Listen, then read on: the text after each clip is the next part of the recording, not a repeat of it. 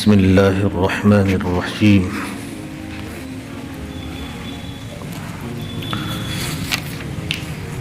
عن جابر رضي الله تعالى عنه قال قال رسول الله صلى الله عليه وسلم لا تدعوا على أنفسكم ولا تدعوا على أولادكم ولا تدعوا على أموالكم ولا توافقوا من الله ساعة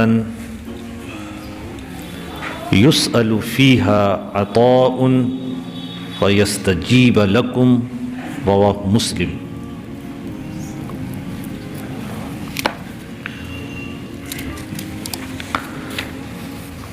کچھ دعائیں ایسی ہیں جن کی ممانعت ہے، وہ نہیں کرنی چاہیے. انسان بے صبر ہے اور جلد گھبرانے والا ہے، اور انسان کا علم بھی بہت محدود ہے اور ناقص ہے. اس لیے بعض اوقات وہ اللہ تعالیٰ سے ایسی دعائیں بھی کرنے لگتا ہے جو اگر قبول ہو جائیں تو اس میں خود اسی کا خسارہ اور نقصان ہے. اللہ کے نبی علیہ السلام نے ایسی دعاؤں کے کرنے سے سخت منع فرمایا ہے. مثلا حدیث میں آتا ہے، اللہ کے نبی علیہ السلام نے ارشاد فرمایا، تم کبھی اپنے حق میں یا اپنی اولاد اور مال و جائیداد کے حق میں بد دعا نہ کرو. کہیں ایسا نہ ہو کہ وہ وقت دعا کی قبولیت کا ہو اور تمہاری وہ دعا اللہ تعالیٰ قبول فرما لے، جس کے نتیجے میں خود تم پر یا تمہاری اولاد پر یا مال و جائیداد پر کوئی آفت آ جائے اور پھر تم پچھتانے لگو. یہ بہت اہم بات ہے. اکثر عورتیں اس کا شکار ہوتی ہیں کہ بچوں کو دعائیں بجائے دعائیں کہ بد دعائیں دینے لگتی ہیں. کیا اچھا ہو کہ تو مر جا، تجھے اللہ اٹھا لے. بچے کی ذرا سی شرارت سے تنگ آ کر ماں دعائیں دینے لگتی ہے، بد دعائیں کرنے لگتی ہے. اللہ کے نبی علیہ السلام نے سختی کے ساتھ منع کیا، نہ تو کبھی اپنے لیے بد دعا مانگو، نہ اپنی اولاد کے لیے، نہ اپنی مال و جائیداد اور کاروبار کے لیے. ہو سکتا ہے کہ جس وقت تم وہ بد دعا کر رہے ہو وہ اللہ کی طرف سے دعا کی قبولیت کا وقت ہو اور اللہ قبول کر لے.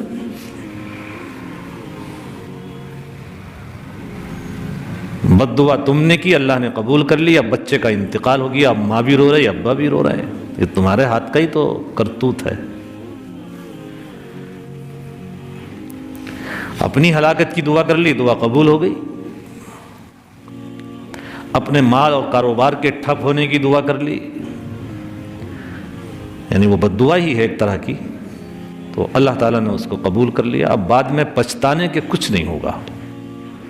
اس لیے کبھی بد دعا مت کرو، ہمیشہ اللہ تعالیٰ سے خیر اور عافیت کی دعا کرو.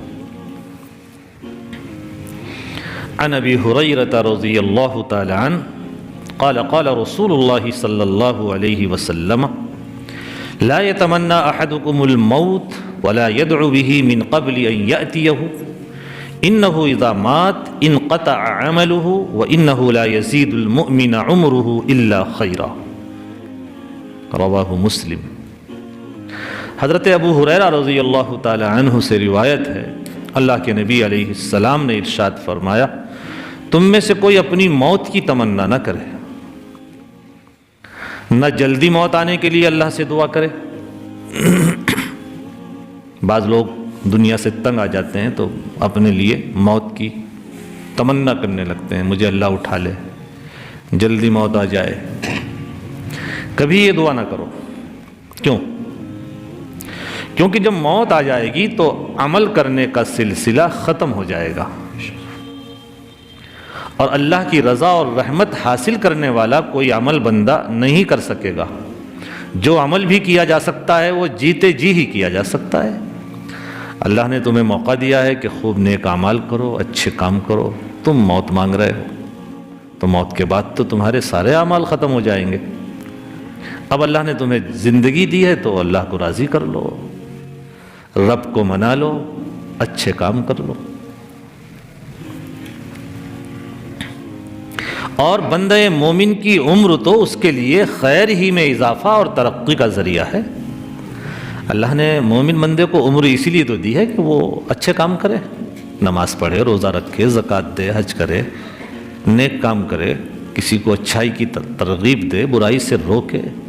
تم ایمان والے ہو تو اپنے ایمان کی قیمت کو جانو، اس کی قدر پہچانو اور خیر میں اضافہ کرو۔ عمر تو آپ کو دی ہی اس لیے ہے، اور مومن بندے کی عمر تو اس کے لیے خیر ہی میں اضافہ اور ترقی کا وسیلہ ہے۔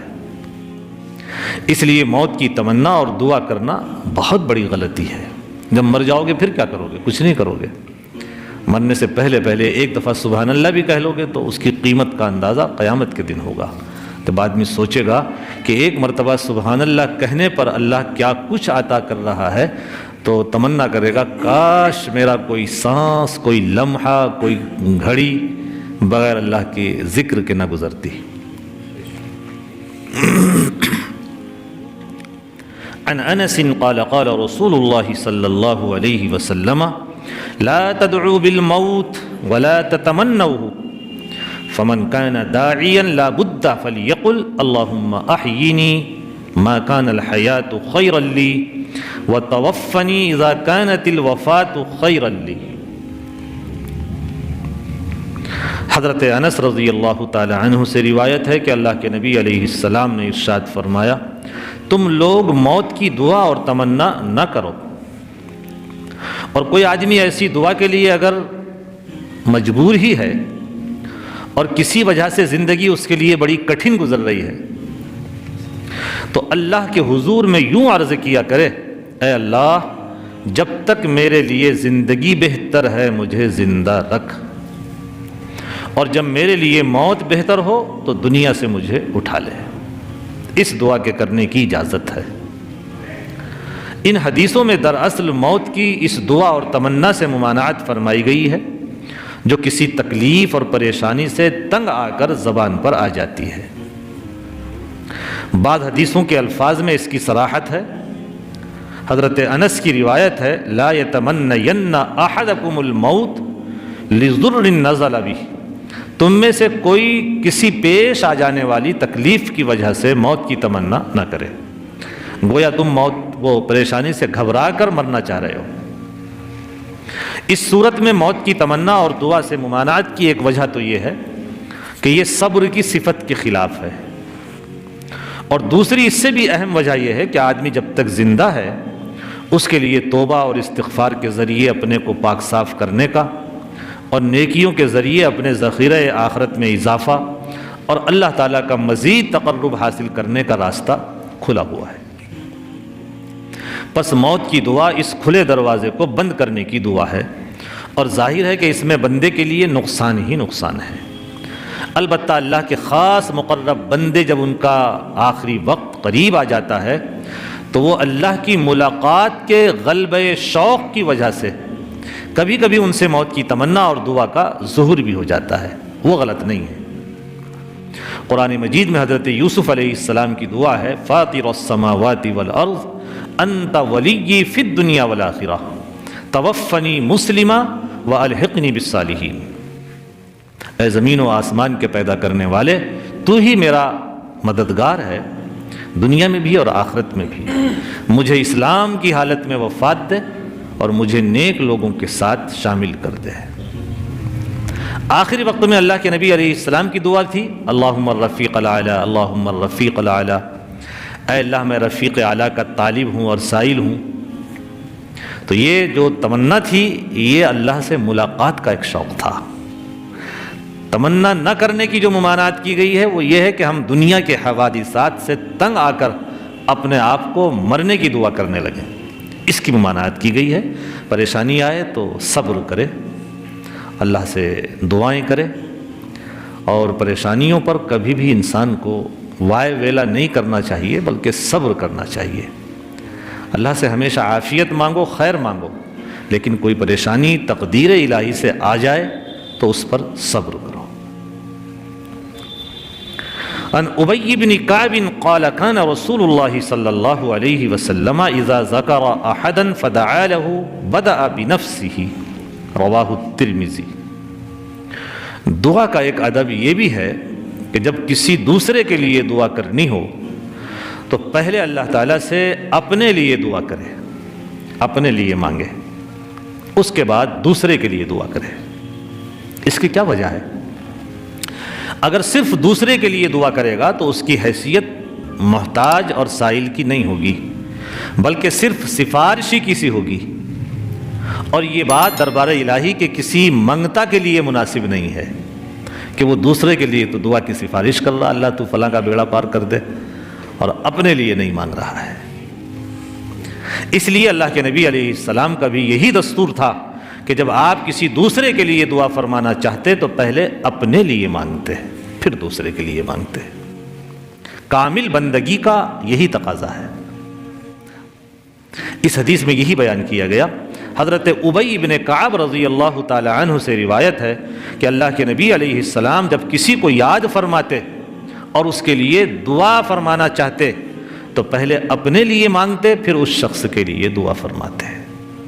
دعا کے لیے آپ سے کسی نے کہا اب آپ کا موقع ہے، آپ نماز کے بعد دعا کر رہے ہیں، تو پہلے اپنے لیے اللہ سے دعا مانگیے، پھر اس کے لیے مانگیے، اپنے بھائی کے لیے۔ اے اللہ، جیسا میرا بھائی محتاج ہے میں اس سے زیادہ آپ کے در کا منگتا ہوں، سائل ہوں، بھکاری ہوں، آپ مجھے پہلے عطا کریے۔ تو پہلے اپنے لیے دعا کرنی ہے، پھر اپنے بھائی کے لیے دعا کرنی ہے۔ یہ بھی دعا کا ایک ادب ہے کہ اللہ تعالیٰ سے پہلے اپنے لیے مانگے پھر اپنے بھائی کے لیے مانگے۔ اللہ تعالیٰ ہم سب کو نیک اعمال کی توفیق نصیب فرمائے۔ وآخر دعوانا ان الحمد للہ رب العالمین۔